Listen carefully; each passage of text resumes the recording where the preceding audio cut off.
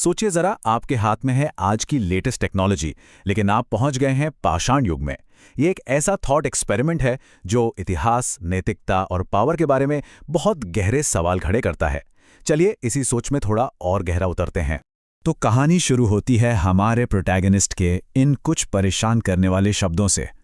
एक गलत एक्सपेरिमेंट और बस सब कुछ बदल गया। सवाल बस एक ही है, आखिर वो पहुंचा कहाँ है?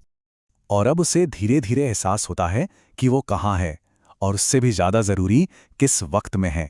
और ये एहसास उसे अंदर तक हिला कर रख देता है।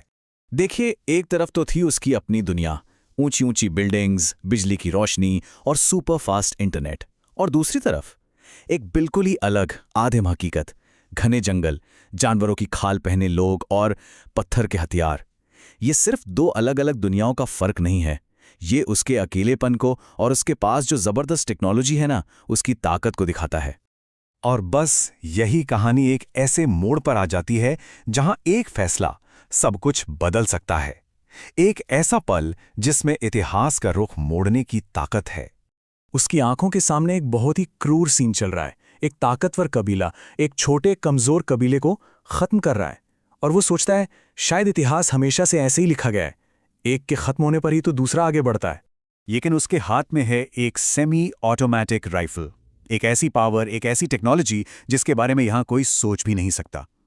तो क्या वो इतिहास को जैसा चल रहा है चलने दे, या फिर वो इसमें दखल देगा? ये एक बहुत बड़ा नैतिक सवाल है, और इसका जवाब बिल्कुल भी आसान नहीं है। और अब एक्शन शुरू होता है। पाषाण युग का सामना होता है आधुनिक युग की विनाशकारी शक्ति से। क्लिक, बस इतनी सी आवाज।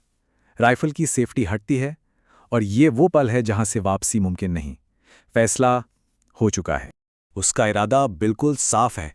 वो उस शक्ति को उजागर करने वाला है जिसका अंदाजा भी वो लोग नहीं लगा सकते। और फिर चलती है पहली गोली। उसकी आवाज और उसका असर इतना जबरदस्त है कि पूरा युद्ध का मैदान एक सेकंड के लिए बिल्कुल खामोश हो जाता है, जैसे सब कुछ रुक गया हो। ये कोई लड़ाई थी ही नहीं, ये तो एक तरफा प्रदर्शन था। एक मॉडर्न राइफल के सामने उनके भाले और पत्थर बिल्कुल बेकार थे। ताकत का संतुलन एक ही पल में हमेशा के लिए बदल चुका था। लेकिन इस एक तरफा जीत के अनजाने में क्या नतीजे निकले? क्या बचाने वाला सच में एक हीरो था? तो हुआ ये कि हमलावर तो भाग गए, जो कमजोर कबीला था वो बच गया। लेकिन अब वो लोग अपने बचाने वाले को इंसान नहीं बल्कि एक भगवान मानकर उसकी पूजा कर रहे हैं। उसे भगवान का दर्जा तो मिल गया है, ठीक है, लेकिन इस जीत के साथ ना उसके अंदर एक डर भी पैदा हो रहा है। वो जानता है कि एक गोली से उसने सिर्फ एक लड़ाई नहीं जीती, बल्कि शायद पूरी इंसानियत का भविष्य हमेशा के लिए बदल दिया है। तो अब कहानी के आखिरी हिस्से में हमारे हीरो को अपने फैसले के लंबे समय तक होने वाले परिणामों का सामना करना पड़ेगा। इस आदिम दुनिया में वो अब एक आधुनिक राजा है, एक ऐसा इंसान जिसके पास बेइंतहा ताकत है, लेकिन साथ ही अपने किए हुए काम के बोझ तले दबा हुआ है। और ये कहानी हमें एक आखिरी सवाल के साथ छोड़ जाती है। अगर ऐसी शक्ति किसी के पास आ जाए तो क्या करना चाहिए? क्या इतिहास को जैसी है वैसी ही रहने देना चाहिए, या फिर उसे बदलने के लिए अपनी शक्ति का इस्तेमाल करना चाहिए?